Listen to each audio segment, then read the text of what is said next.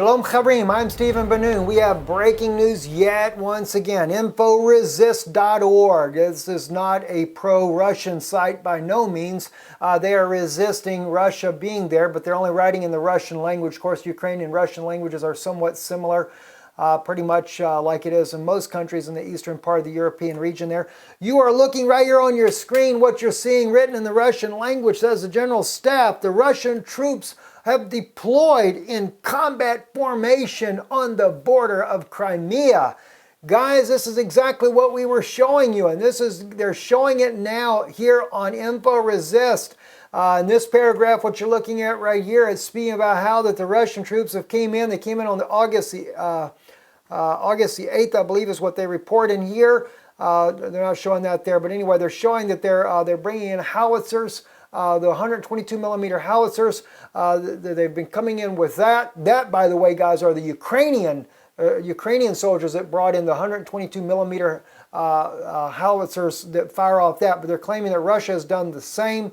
They're speaking about how the Russian is digging in on the trenches, etc., getting ready for war. Now, let me tell you something. If Russia is moving in and digging in, that doesn't look too much like an offensive attack to me, but rather a defensive posture. They're about 14 kilometers on the inside of the borders. They do show on the map. They've noticed that they're in two positions on the Crimean border, and that happens to be where two major roads come into Crimea, the peninsula of Crimea. So yes, Russia concerned very much that there is a planned attack on Crimea to take it back. Remember, last night's news, we reminded you what we showed you back in March, how that, what was it? NATO claimed to have Petro Poroshenko's back with, if he would do an alliance with Turkey. They met him and President Erdogan about taking back Crimea. So Russia wouldn't trust Erdogan as far as you could throw him. Think about it, guys, there.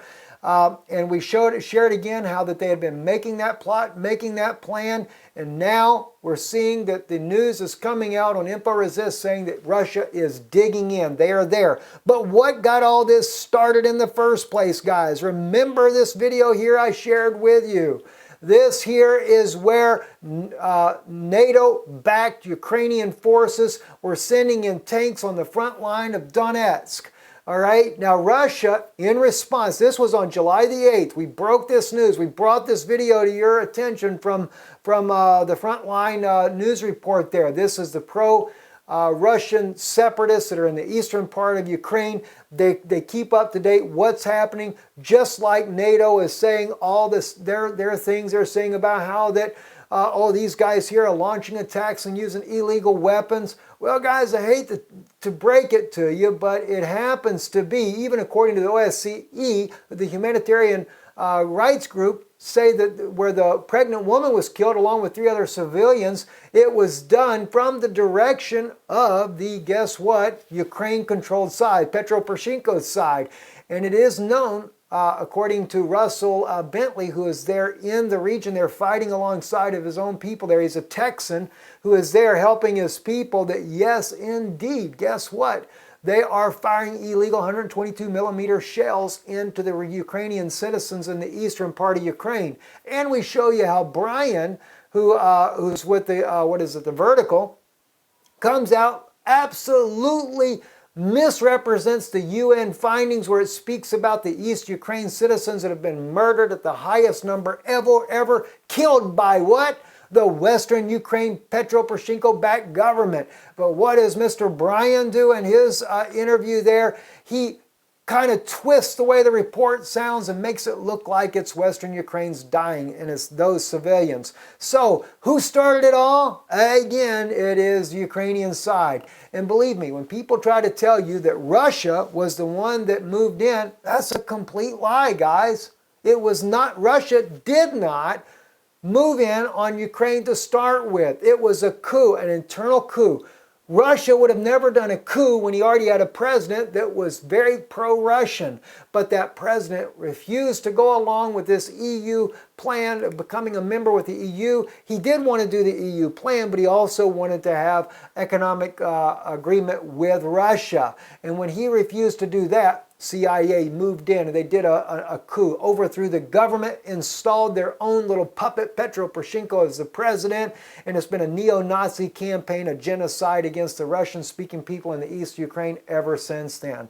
So what did Putin do? Because he does have a naval base. He's paid for the right to have his naval base with 20,000 soldiers there in Crimea. When this coup happened, he had to make action quick to protect his military asset. The United States would have done the exact same thing. You don't see the United States moving out of Turkey just because of failed coup attempt there, do you? No, you don't. All right, so this is what happened, and this is what got it all started. So now we're in a situation where Russia has moved in. But you know what? Mainstream media is only going to show you Russia moving in. They're never going to show you what I just showed you here. Look at all these Ukrainian flags there. This isn't 2014. This happened on August the 8th of 2016. Excuse me, July the 8th of 2016.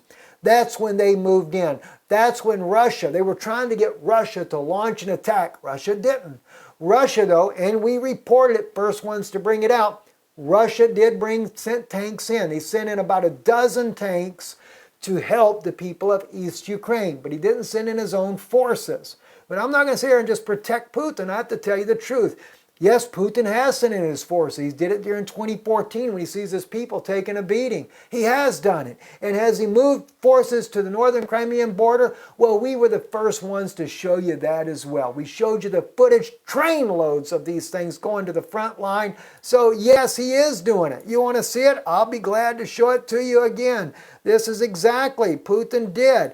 We broke this one right here. This was when it was on the train still in Russia, headed to Crimea. All these tanks, these are armored personnel carriers. Yes, there is the Grad launcher, so you are right, Ukraine. They did send a Grad launcher too, but I also showed where you sent about 5 Grad launchers down to the border with Crimea and Russia anticipating, and those little cars there, I'm sure they got Russian troops in there that are going to man all this equipment, just like we showed you in the video yesterday. So no, we're not covering up what Russia's doing. We're showing you both sides of the fight and what's going on. It's getting serious and it's getting late, guys. I tell you, pray for these people. These are human beings that will die in this war, not just the soldiers, but as it's been going with Western Ukraine under Petro Poroshenko, they've been killing the civilians as well. And the UN has even said it is dangerous, and neither side has taken that into consideration. Well, I've seen video after video after video where the people in Ukraine, where the civilians are dying, are begging NATO to get their warmongers to back off. But they're not going to do it, guys. I'm very sorry to tell you that, but they're just not going to do it. I'm Stephen Ben-Nun. You're watching Israeli News Live. Shalom.